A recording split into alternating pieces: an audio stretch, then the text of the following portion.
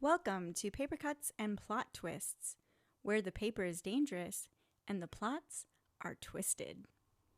Paper cuts, what's the risk?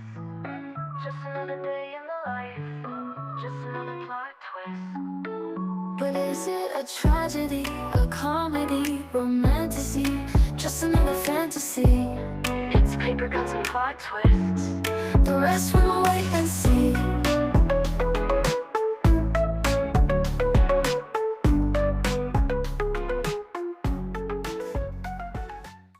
We're back! Episode 2 of Paper Cuts and Plot Twists. I'm your host, Stephanie of King Ari Press. This is our first season, so if you're just joining us, here's a brief recap.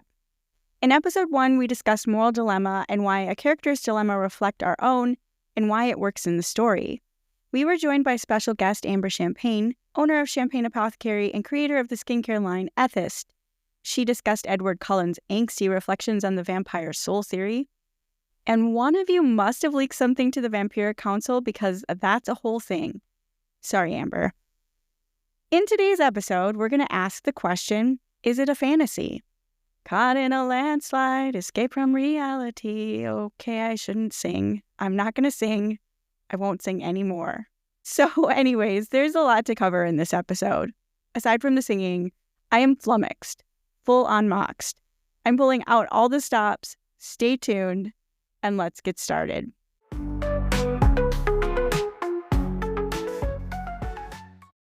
Did you know in 2024, 782.7 million print books were sold in the US?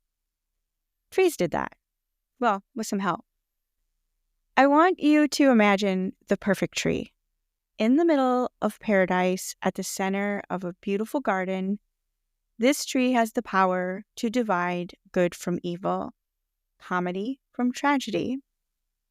In many creation stories throughout the world, there always seems to be a tree. In the biblical account of the creation story, we learn of the tree of the knowledge of good and evil, residing in the perfect garden called Eden.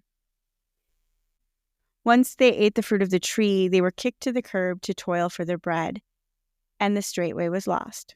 Shout out to my homie Dante, episode 1. What does this have to do with fantasy? Well, I love a good origin story, first of all, and this might have everything to do with fantasy in ways that you may not expect. So remember, 1, paradise, 2, a central tree, 3, getting kicked out of paradise. And side note, fantasy may be the most romantic of them all. Keep that in mind. Let's take a brief pause to shout out subscriber Fauna Fables Farm said the second on X at Fauna Fables Farm. Check out her delightful adventures on the farm and meet the crew, like Roberta, the llama.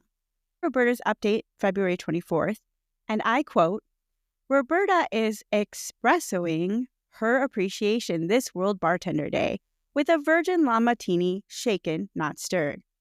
Follow Fauna Fables Farm on X to read more. Back to the episode. Some have rightfully made the connection between fairy tales and mythology and fantasy. The link between them can be attributed to the grandfather of the fantasy genre and author of the book Fantasies, Reverend George MacDonald. He was a Scottish minister and writer, wrote poems, short stories, which were really fairy tales in essence. One in particular I remember was called The Floating Princess. I can visualize that one still. It was a while ago, so I may reread that one actually. He's noted to have directly or indirectly inspired 3 of the 4 authors we're going to be discussing today. Can you guess who they are? I know a few of you listening, it's on the tip of your tongue. You know who I'm going to say. So just get it over with. It should be no surprise to many of you that we're going to discuss J.R.R. Tolkien, author of Lord of the Rings, and C.S. Lewis, author of Chronicles of Narnia. So if he's the grandfather of the fantasy genre, then Lewis and Tolkien are the fathers of the fantasy genre in the modern to postmodern era. They're kind of on the cusp of modern to postmodern era. And we can't talk about fantasy without also noting a contemporary work of our day, the Harry Potter series by J.K. Rowling, who I believe was influenced by the aforementioned authors. I even think she mentioned Lewis at one point. And the last author I want to talk about is actually a German author, Michael Ende. He wrote The Neverending Story. For our purpose, we're going to reference the movie, as more people are likely going to have exposure to that than reading the book. His books were written in German, and I think my German friends overseas may have grown up with his stories. Like, my friend gave me a book that was her favorite as a kid, and it was Momo. And I read it in English. I didn't read it in the German. But I haven't read The Neverending Story, but that movie really impacted me. And so I've been intrigued by Ende's work. But now as an adult, I'm going back to read what's considered kind of children's literature in Germany to kind of understand some of those thematics. But the movie itself was so compelling. So my reference will be from the movie. I have read Momo from Michael Ende. I would like to read The Neverending Story in English because I'll understand it better. But I think his placement in the conversation about fantasy is an important one. So my purpose in this episode is really to use these works as an illustration of the fantasy genre and discuss why this genre captures so many readers' hearts, their mind, their imagination, inspiring their creativity. I think this genre has captured the modern day. And we have these authors I've mentioned, Lewis, Tolkien, MacDonald, contemporary Rowling, Ende, and many, many others that have inspired so many through their work. But before we do that, we're going to take a little commercial break to share a quote from a King Ari Press author, Tony Baker, whose book is Anabel's Lion. Stay tuned for that, and then we'll be back to discuss fantasy. I'd like to read from Anabel's Lion by author Tony Baker from King Ari Press.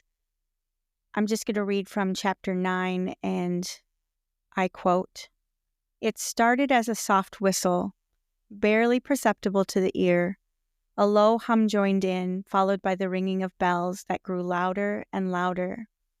A woman's voice picked up the tune, a beautiful contralto that ebbed and flowed, never settling on a single note, but twisting and turning to an apex, and then gliding back down before rising again. The wind died down, and the music stopped. Anabel turned to Timothy in amazement, and he gave a little grin." Thus ends the quote. If you'd like to purchase Anabel's Lion, you can do so on Amazon. You can also go to our website at kingaripress.com, and you can find out more about Tony there and where the different books that you can purchase from us. Anabel's Lion is on there both in the hardcover and Kindle version. Now, back to the rest of the episode. Let's talk about fantasy, specifically the three areas that I mentioned at the beginning. We have paradise, which is like the origin, or it's your home base. It could be perfect. It's kind of the place that makes sense to you. It's where the character begins. It's where the story begins. It's this safe haven, an Eden-like place, a paradise-like place that the main characters or story just starts. Then there's a tree at the center of the garden. So like what we saw in Eden, you have this tree of knowledge of good and evil. This tree is the symbol of, could be protection, it could be food, it could be life, it could be genealogy. The symbol of the tree, let's say. And then the third one was getting kicked out of paradise. You're kicked out, you can't go back. You have to now toil and struggle, and life isn't good. You can't find your way home again. You're just out in the wilderness. And then there's a fourth one that I'm going to get to a little bit later, but it's a little bit special. It's not one that I mentioned because it's the thing that ties it together and makes fantasy what I think fantasy. And in this way, I think fantasy actually surpasses comedy and tragedy. There's an aspect about it that comedy and tragedy are kind of governed by the order of the world, life and death. And comedy is life, tragedy is death, you start a family, or you die, or whatever, but it's governed by the way of the world. And fantasy is bound by something else. And maybe it has to do with the fact that it's tied to the fairy tale and myth. There's something more to it that's important to kind of hold in our minds about fantasy that is unique to the genre and what I feel surpasses the foundational genres of comedy and tragedy. A lot of people say storytelling derives from this conclusion of either it's a comedy or a tragedy. And I say fantasy takes it one step further. If the days of the week are 7, it's number 8, which stands in for eternity. So it's important to clarify this about fantasy because I think it will hit on why fantasy as a genre and a way of telling a story resonates with so many people. We will also hear from my friend Blaze, as she's known on X, or Kristina, as we will call her here. You'll hear more from her and her reasons of why she loves fantasy. But right now I'm going to talk about these 3 areas. We're going to start with Paradise, and I'm going to use the books that we've discussed and the authors that we've discussed to give the example of what we're talking about of each of these 3 things and why they fit to fantasy. So let's start with The Lord of the Rings. Now, Tolkien creates this world of hobbits, and they live in Hobbiton. And the main characters that we start with is in The Hobbit, and that's Bilbo. And then Bilbo has a nephew, and his nephew is named Frodo.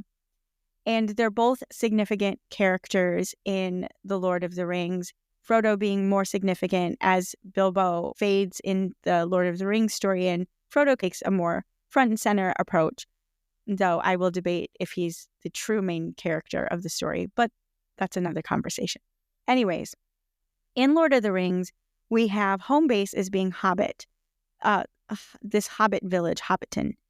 And it's important to note that because a lot of times there's these references about Hobbiton that it's really cut off from the outside world. People forgot about the hobbits, and the hobbits have forgotten about the outside world. Well, of course, until Bilbo runs off out of his house and disappears, comes back with apparently treasure and all of this stuff, and they gossip about all the treasure he has hiding in his house. Anyways, outside of Frodo, the hobbits really haven't left their village. They're safe, they're secure, they have everything they need.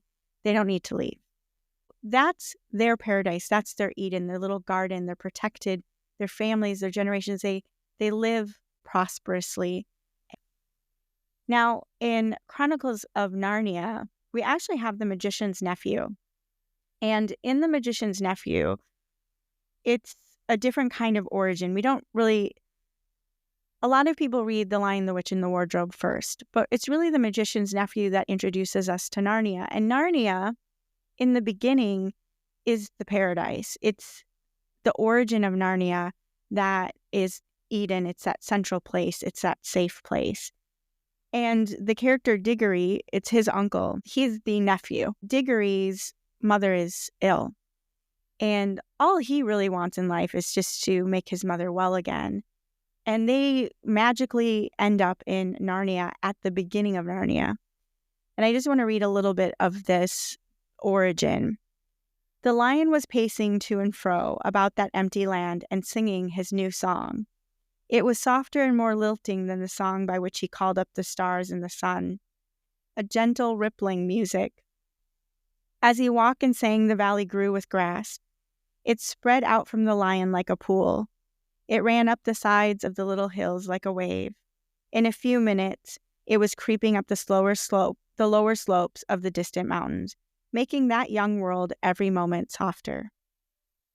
This was in chapter 9, the founding of Narnia. So if you want to go back and read that. So that's the origin of Narnia that all of Chronicles of Narnia is derived from. That's their beginning, their paradise. And then we have, well, Harry Potter. Okay, so it's a little bit different, right? Because it can't be the Dursleys. That's like, it's not where Harry starts from. That's the key. The Dursleys is an uncomfortable place. It's nothing close to paradise for Harry. I mean, maybe his broom closet is a safe haven for him within that world. But his Aunt Petunia is his mother's sister, Lily, and she carries his home base. She is part of the protection of Harry that makes the Dursleys' home safe for him to be there. But his origin, his real home, was with his mom and dad in Godric's Hollow, under a spelled protection of a home where nobody could get inside it, nobody could get outside until, of course, the spell is broken.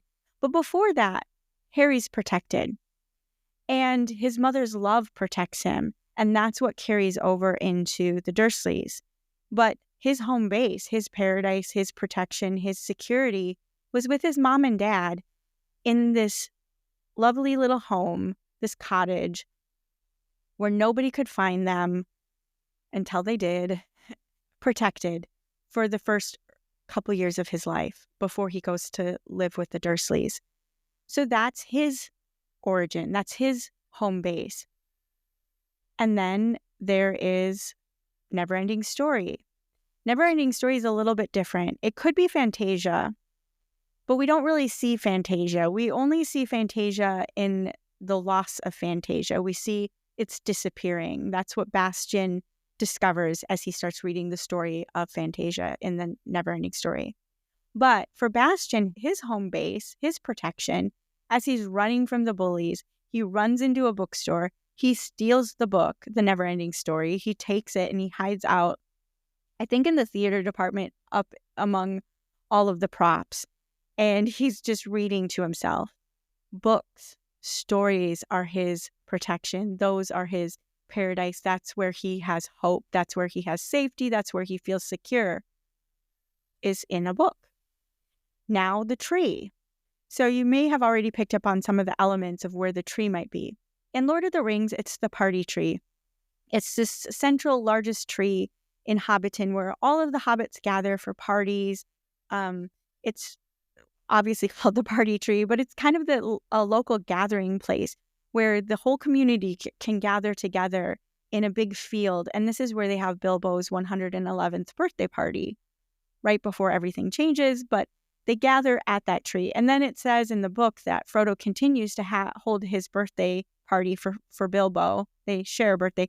He holds it in that same location every year and invites everybody to come, hoping someday Bilbo will return.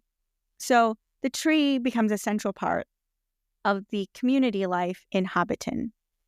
In Chronicles of Narnia, it's a little bit different. You do actually have to go to the magician's nephew to kind of understand how this happens. His mother, so Diggory's mother is sick and he gets an apple and he asks his mother to eat it and she becomes well. And he takes the core of the apple and he plants it. He just puts it in the dirt outside. And in the place of where the apple was, a tree grows, an apple tree grows. And it's a magical tree. And what's interesting about this tree is that at some point it gets cut down. And Diggory later then saves the tree and turns it into what? A wardrobe. The very wardrobe that Lucy and Edmund first go through to discover Narnia for themselves much later when they're staying with the professor. Who do you think the professor is? It's not the magician. It's the nephew, Diggory. It's his wardrobe. And it still holds the magic of Narnia when it was created and becomes this portal for Edmund and Lucy to first go through. So there's a tree. Again, Harry Potter. Where's the tree? There's a forest. We know the Forbidden Forest. But what about the tree? How do they cast magic? What magical device do they use? A wand. Every wizard has a wand. And as a matter of fact, the wand is so significant that it is the reason at the end of the books Harry can do what Harry does. The ultimate wand of the ultimate tree with this magical core that casts magic. And to every wizard, a unique wand is given that is unique to them with a unique type of wood, a unique type of tree that makes the wand. So again, a tree is the center of that magic. And then for Fantasia, there's not really a tree. So it's a little bit different. But with Fantasia, Bastian actually steals what? A book. that's a safe place. So what does he use? Is a book. What is a book made of? It's paper. Again, a tree, a storied tree. So those are all fitting together, all these elements that we find very strongly in fantasy. And I think from the origin of the fantasy genre, they still carry forward. They still have this significance, and they're still parts. And yes, you can kind of stretch and see, but it's interesting that for a genre, these become very symbolic and part of the archetype of that genre. Now, the last is getting kicked out. This should seem pretty obvious because we've kind of already hinted at a lot of it. Lord of the Rings, the darkness is creeping in. And how does it creep in? Whispers of the 10 Riders, of the ring that Bilbo leaves for Frodo, this ring that everybody's been searching for, the one ring to rule them all and in the darkness bind them, has come to Hobbiton. It can't stay in Hobbiton to protect Hobbiton. It has to leave. It has to be destroyed. So Frodo and his friends have to leave. Him and Sam, initially, they leave to protect this perfect little place, this village, to protect their people, their community, to go and destroy the ring. Well, they don't know they're going to go destroy the ring. They're going to take it to Elrond. And then ultimately they decide to be the ones to go destroy the ring, to get rid of this darkness, which is the Eye of Sauron that is covering the world in darkness. So they have to go out into that world where they have never been, and they are a forgotten people, and here they come, like myths and legends out. And then with Chronicles of Narnia, we see the world, like the Penvensies are escaping World War II. This is why they're at the professor's house. This is how they get into Narnia. And then for many years, they rule over Narnia after the White Witch. But when you see in the Lion, Witch, and the Wardrobe, they go into Narnia for the first time. They go into a wintered world. And it's Edmund that actually kind of gets them in trouble. He gets addicted to Turkish delight, which I've had, and I just don't know how you get addicted to it. It must have been magical Turkish delight. Anyways, he's like hooked on it like a crack addict. And he does whatever the White Witch wants. And the White Witch has like covered the world in cold and dark, and she's ruling. And this beautiful Narnia that we saw in The Magician's Nephew is no more. So this is them kind of escaping one darkness for a different darkness. And then they also realize there's a darkness in themselves, like in Edmund, his decisions and his choices, his jealousy and his lying is what gets them in trouble. And then they have to overcome that. And Aslan comes and helps them. Now in Harry Potter, it kind of is the Dursleys, but it's also this whole world that he didn't even know about. And what's interesting is that world feels like his normal world. It feels like his paradise, but then he realizes that's the world where he's in trouble the most. Like he's actually safest at the Dursleys, but he goes out into that world and Voldemort is after him. He discovers this wonderful world of magic, but within that world of magic, he realizes he also has to defend himself against an enemy that's seeking to destroy his life. So it looks like that paradise, but it's not. So there's kind of a trick to that. And then in Fantasia, the biggest thing is that Bastian escapes to what seems like a safe world until he realizes that Fantasia is being destroyed by the nothing. And the nothing is, the world is disappearing. And it's because imagination and creativity is gone. Nobody remembers the characters of Fantasia. Nobody remembers Atreyu. They're forgetting their childhood, their creativity. It has a little bit to do with maturity, but it's also a lot about Bastian, about how his world is disrupting his imagination, his strength, his courage, his creativity. And that's what the nothing feeds off of, is that fear. And that is what creates the nothing to grow and swallow the world of Fantasia until there's nothing left. Again, like this huge point of this world, this uncomfortable world where he thinks he's safe and then he's not at all safe. These are the three main elements that I discussed at the beginning, but there is a fourth that I would like to discuss that is a very keen aspect of fantasy that makes it transcend beyond the genres of comedy and tragedy, the foundational genres that most all stories derive from. It's a rare exception to include fantasy as this other. And I think it's this other because of this fourth reason. The concept of Eden restored, paradise restored. That happens in many different ways, but when you have these high-arcing fantasies, you see the movement, and in Lewis and Tolkien especially, you definitely see they understood this concept. In Lord of the Rings, they fight a battle, they come back to Hobbiton, they have to fight again in the book, and they have to fight for their village because the darkness has creeped in with Saruman and Wormtongue.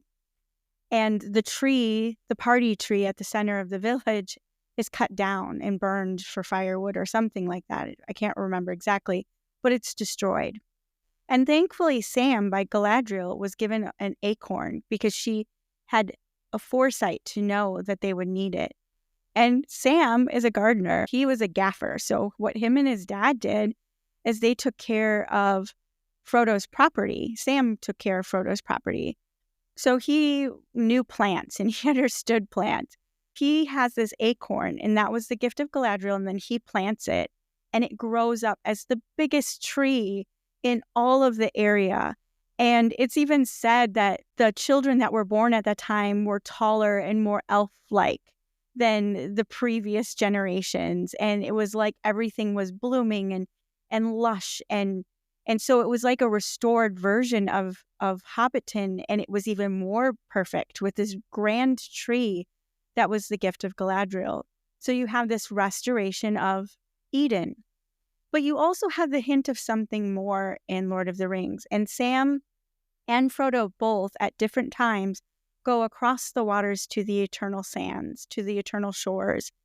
And we don't, as a reader, we don't get to see that. We don't get to see those adventures. That's their final stop, and it's a mystery. It remains a mystery. So everything they fought for in their life, they restore it. People can live on, but then there's still a hint of that something more.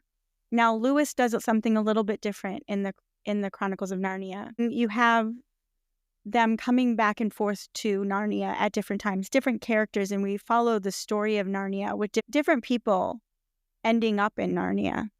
But in the last battle, we have the last battle is the end of Narnia. But it's not the only end. I think Edmund is there, Eustace, Peter, Lucy, Diggory. They've all returned to this new Narnia.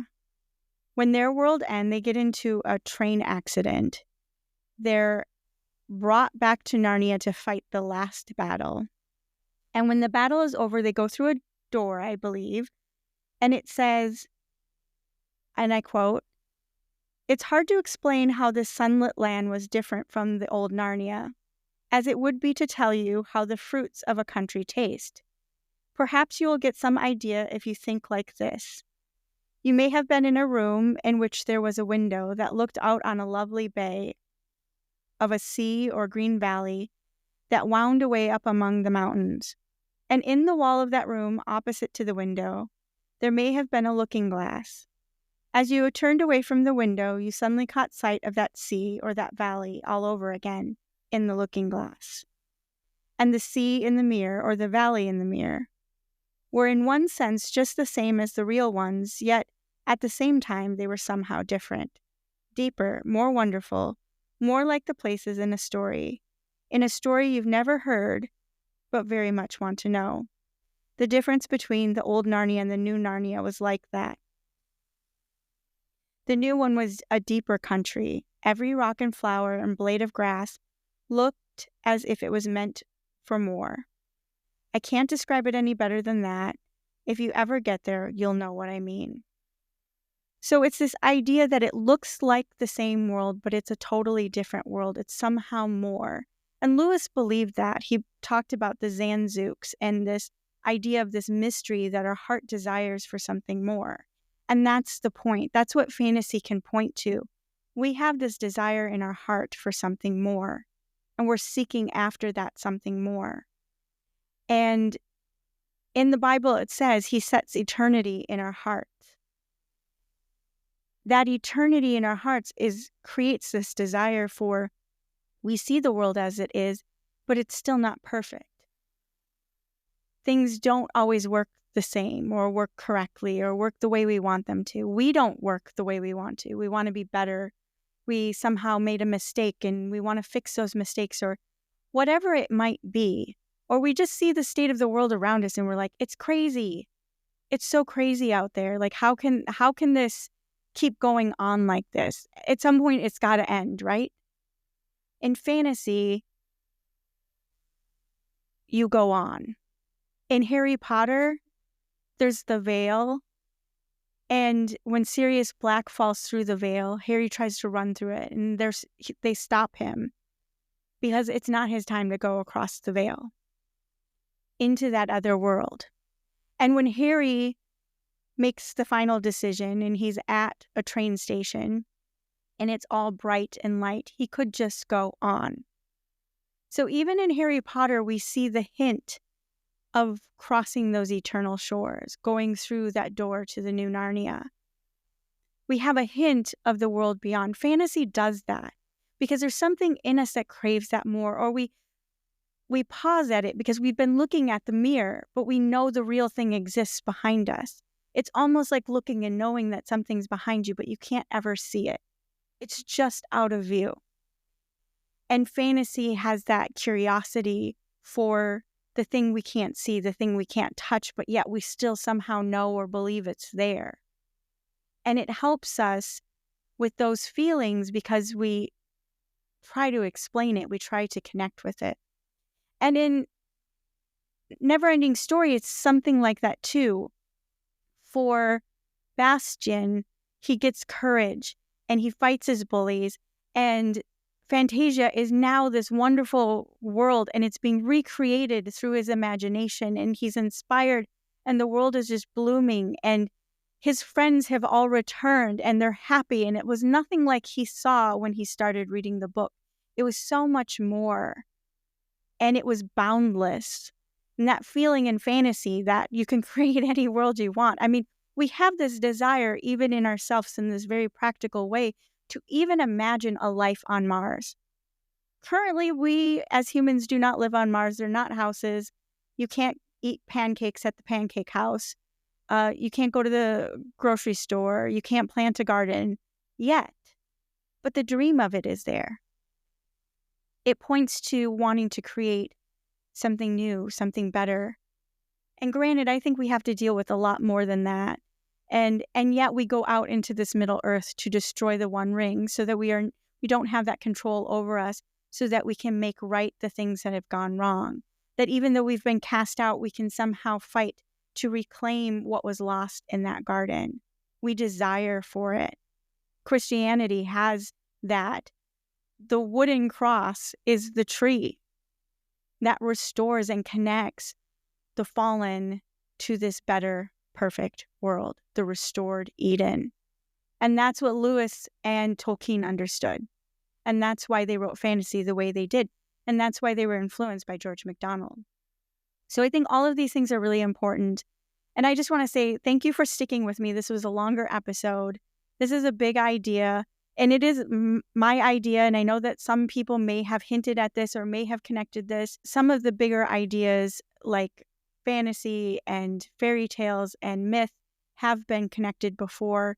But in my perspective, what I've observed, this is where I see fantasy genre and why people love it, is because it's not just that it's creative and you can do whatever you want.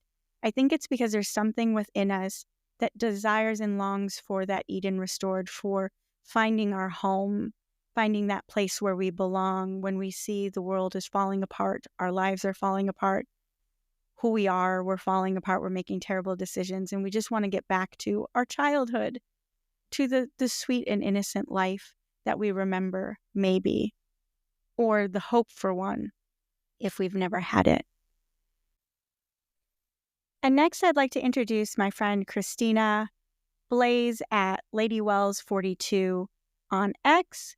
She is an advocate for moms with children of autism. She also hosts with our friend Amber Champagne, who was in our first episode. They host the podcast Unfiltered AF, and that is on Mondays every other week. They just had one this week. You can listen to them out on all major platforms for podcasts, Apple, Spotify, you name it, they're out there. Go find them, join them on X. And with that, Kristina's going to be talking to us about why she enjoys fantasy, why it's so important to her. So I can't wait for you to hear what she has to say. And with that, here's Kristina. Accio coffee, Accio wand. Grab your broom. It's time to go to Hogwarts. Now that I have your attention, let me just set the scene for you. I'm a mom of 3, and one of my kids has autism. So my life is basically like a crazy whirlwind of chaos, love, and if I'm being completely honest, exhaustion. So I literally have to find some type of escape sometimes. I had to find something that was just for me, something that helped me reset, recharge, and honestly stay sane. And for me, that something has always been taking a trip to a magical castle filled with witches and wizards and fantastic beasts. So I guess it kind of all started when I was young and I watched the Neverending Story and I read the Chronicles of Narnia. Those books and movies were basically my first taste of magic. But then came Harry Potter. And when I tell you it changed everything, I mean, it was game over. That world became my escape, my comfort, my reset button. That world with its magic, its friendships and triumph over darkness and loss, it became my sanctuary. And look, I know I'm not alone in this. I think we all have something like this, something that kind of makes the world feel a little less heavy. For some, it's music. For others, it could be movies, could be art, fitness, cooking, whatever. For me, it's cracking open a fantasy book or watching a movie that sweeps me away to a completely different world where magic actually exists. It's always that feeling of stepping through a portal, leaving the real world behind, even just for a little while, and forgetting all the chaos of the day. And one of the things I love most about Harry Potter is how real it feels. The world building is so incredibly detailed that you can actually imagine yourself walking through the halls of Hogwarts or smelling the butterbeer or dodging like a rogue spell in the halls. And honestly, that kind of storytelling is kind of rare now. It's not just reading. It's literally an immersive experience every single time you watch it, no matter how many times you have watched it. It's just an amazing experience every single time. And the characters, they aren't just placeholders in a fantasy world. They grow, they struggle, they feel real. Harry isn't perfect. Hermione isn't just the smart one. And even Snape, who I spent years despising, has one of the most heartbreaking arcs ever. And to me, that's what great writing does. It makes you feel for these characters like they're real people. And the magic in Harry Potter isn't just the spells, it's in the messages. It's about friendship, bravery, and standing up for what's right. It's about, finding even that speck of light in the darkest of times. Something I think we all can relate to. And that's why fantasy isn't just escapism. It teaches us real life lessons in the most magical way. And I think that's why I adore it so much. And here's the thing. Fantasy isn't just about escaping reality. It's honestly about finding inspiration within it. It's about seeing the world differently, believing in possibility, and letting your creativity flow.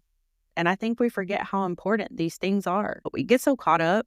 I do it all the time. We get caught up in life, work, responsibilities, our schedules, that we don't make time for what actually fuels us. And I think that's the message I really want to get across today, because maybe you're listening to this and thinking, wow, when was the last time I actually did something for me? Just for me. So maybe let this be a reminder to find your magic, whether it's in books, in arts, in writing, in creating, whatever, the case may be. Please make space for it, because in a world that can feel too loud, too fast, and too much, sometimes all we need is a little bit of magic to keep us grounded. Expecto Patronum. Thank you so much for being here and listening to Paper Cuts and Plot Twists, Episode 2. I can't believe we did it. It maybe is a fantasy. I think that's the answer to our question. Life is a fantasy. Dream big. Think beyond. Look beyond the horizon and imagine another world, a better world, a restored world, where everything is made right again. I know I'm inspired to read more fantasy. I always go for my favorites. I may have to venture out and read something new, something different. Maybe I'll even write something. It's not something I'm good at. I've never really written fantasy, but I could imagine a different kind of world. I'm inspired. I hope you are too. Thank you for listening, and come back and join us for Episode 3. It'll be in 2 weeks, and we'll drop around Thursdays, so stay tuned for that. Subscribe to us on Spotify, Apple, iHeartRadio. We're on YouTube, and maybe a couple others. Oh, Amazon Music. Thank you, Amazon. So you can find us most places. Join us there, subscribe to us, stay tuned for the next episode, and thank you for being with us. Paper cuts, what's the risk? Just another day in the life, just another plot twist. But is it a tragedy, a comedy, romantasy, just another fantasy? It's paper cuts and plot twists. The rest run away and